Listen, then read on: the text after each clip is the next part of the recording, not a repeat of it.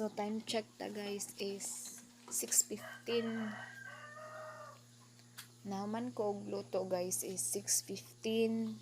Nahuman ko og longag luto paninhig limpyo sa balay is 6:15. So time check na is 6:41 in the morning.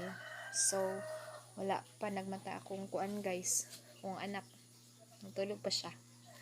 So 6:15 to until now wala, maglingkod-lingkod ra akong trabaho.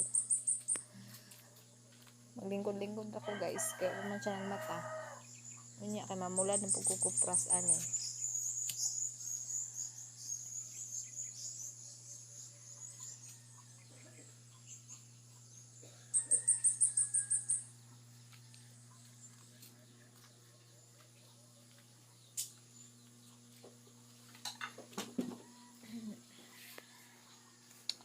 Marito. Magpaabot ra ko guys nga magmata akong anak. Ay darata.